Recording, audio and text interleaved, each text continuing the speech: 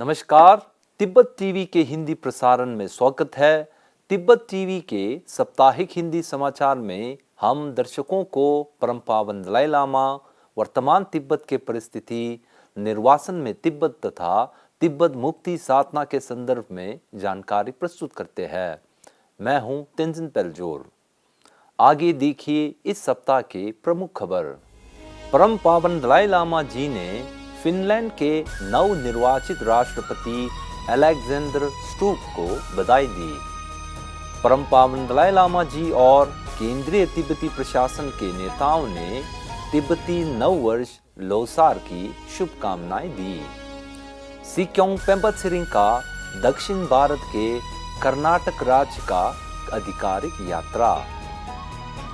America संसद के प्रतिनिधि सभा में तिब्बत चीन संघर्ष विधेयक पारित की।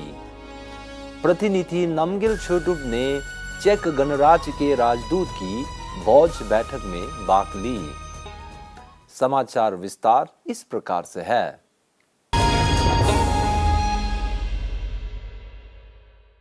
गत 13 फरवरी 2024 को परम पावन दलाई लामा जी ने अपनी एक शुभकामनाएं संदेश में अलेक्जेंडर स्टूप को फिनलैंड की नवनिर्वाचित राष्ट्रपति चुने जाने पर बधाई दी है। अपने संदेश में परम पावन जी ने ये आशा व्यक्त किया कि एक शांतिपूर्ण तथा करुणामय विश्व विकसित करने हेतु अंतर्राष्ट्रीय समुदाय को हिंसा तथा युद्ध को वार्ता एवं कूटनीति के माध्यम से हल करने के लिए ठोस प्रयास करना चाहिए। उन्होंने नए राष्ट्रपति को फिनलैंड के लोगों की आकांक्षाओं तथा आशाओं को पूरा करने में आने वाली चुनौतियों और अवसरों को पूरा करने में सफलता की कामना की। इसी प्रकार बुधवार को नामग्याल मठ के मठाधीश थुमतोक रिम्पोछे की अध्यक्षता में परम पावन दलाई लामा जी की आवाज पर उनके प्रति दीर्घायु प्रार्थना अर्पित की है। तिब्बती नव वर्ष अर्थात लोसार उत्सव की शुभ अवसर पर परम पावन दलाई लामा जी और केंद्रीय तिब्बती प्रशासन के नेताओं ने तिब्बत के अंदर तथा निर्वासन में रह रहे तिब्बती समुदाय को तिब्बती लोसार की हार्दिक शुभकामनाएं दी है। अपने संदेश में परम पावन दलाई लामा जी ने तिब्बत के अंदर तिब्बतियों द्वारा तिब्बत मुद्दे तथा उनके प्रति अटूट विश्वास एवं आस्था के लिए सराहना किया था। साथ ही केंद्रीय तिब्बती प्रशासन के लोकतंत्र की 3 स्तंभों के प्रमुख सिक्योंग पेम्बा त्सिरिंग, निर्वासित तिब्बती संसद के अध्यक्ष खेम्पो सोनम तेनपेल और न्याय आयुक्त तेंजिन लुंगथोक ने तिब्बत तथा विश्व भर में रह रहे तिब्बतियों को लोसार की हार्दिक शुभकामनाएं दी। इसी प्रकार तिब्बत नववर्ष के पहले दिन 10 फरवरी को धर्मशाला स्थित तिब्बती मुख्य बुद्ध विहार में आधिकारिक सिक्योंग काल्युन नोर्जिन डोल्मा तथा उपसभापति डोल्मा त्सिरिंग ने लोसार प्रार्थना की अध्यक्षता की थी। ज्ञातव्य है कि तिब्बती लोसार के उत्सव 15 दिनों के लिए रहता है। लोसार के पहले दिन तिब्बती लोग पूजा तथा प्रार्थना में शामिल होते हैं। लोसार के शुभ अवसर पर भारत सहित विश्व के कई नेताओं, सांसदों, कलाकारों तथा तिब्बत समर्थकों ने परम पावन दलाई लामा जी सहित तिब्बतियों को नववर्ष की हार्दिक शुभकामनाएं दी है। केंद्रीय तिब्बती प्रशासन के सिक्योंग पेम्बा त्सिरिंग का यूरोप के बाल्टिक देशों, फिनलैंड तथा यूनाइटेड किंगडम की आधिकारिक यात्रा के बाद उन्होंने 4 फरवरी को बेल्जियम का दौरा किया था।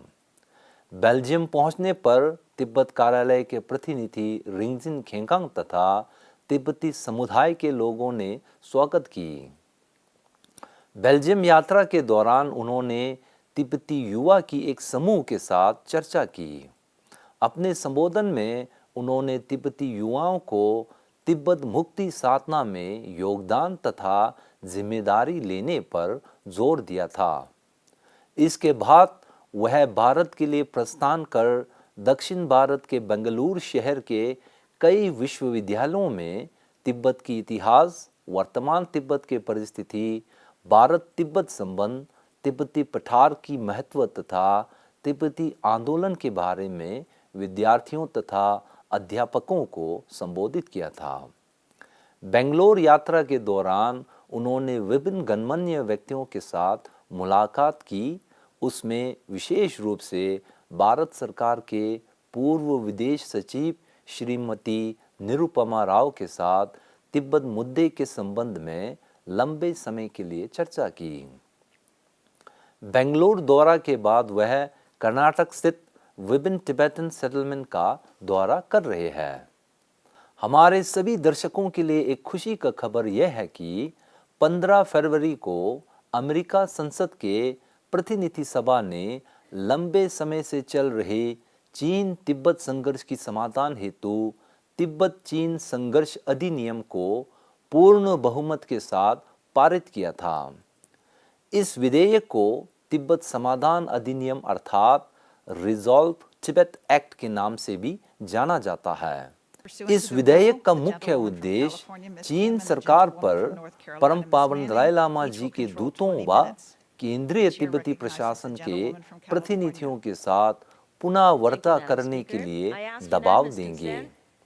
इस द्विदलीय विधेयक को सांसद जिम मैगवन तथा सांसद माइकल मैकॉल ने प्रस्तुत किया था। उन्होंने चीनी सरकार के इस दावे को गलत बताते हुए खारिज किया कि तिब्बत प्राचीन काल से चीन का हिस्सा है। हम आपको बता दें कि अमेरिकी सरकार ने पिछले कुछ वर्षों में तिब्बत मुद्दे के प्रति अधिक समर्थन बढ़ाया है। उसका सीधा उदाहरण अमेरिका कांग्रेस द्वारा 2018 में तिब्बत के लिए पारस्परिक पहुंच अधिनियम तथा 2020 में तिब्बत नीति और समर्थन अधिनियम पारित किया था। अमेरिका प्रतिनिधि सभा द्वारा पूर्ण बहुमत के साथ तिब्बत रिजॉल्व एक्ट पारित करने पर केंद्रीय तिब्बती प्रशासन के सिक्योंग पेम्पा त्सिरिंग ने तिब्बती प्रशासन तथा तिब्बती लोगों की ओर से इस अधिनियम को प्रस्तुत करने वाले सांसद जिम मैगवन और सांसद माइकल मैकॉल तथा समर्थन देने वाले सांसदों एवं सभी लोगों के प्रति आभार प्रकट की। अमेरिका स्थित चेक गणराज्य के राजदूत स्टैसोक ने चेक विदेश मंत्रालय के मानवाधिकार तथा संक्रमण नीति विभाग के निदेशक वेरोनिका मेटकोवा की अमेरिका आधिकारिक यात्रा पर एक भोज बैठक का अपने निवास पर आयोजित किया था। इस अवसर पर वाशिंगटन तिब्बत कार्यालय के प्रतिनिधि नामग्याल छोटुब ने क्यूबा, वेनेजुला, रूस तथा ईरान के मानवाधिकार वकालत के साथ भाग लिया था।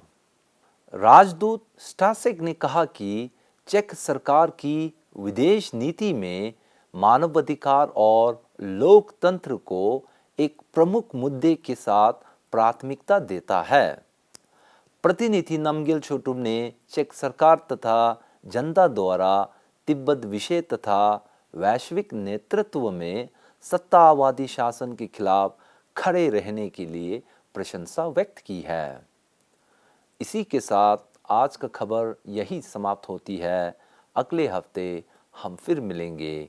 मुझे दीजिए आज्ञा। धन्यवाद।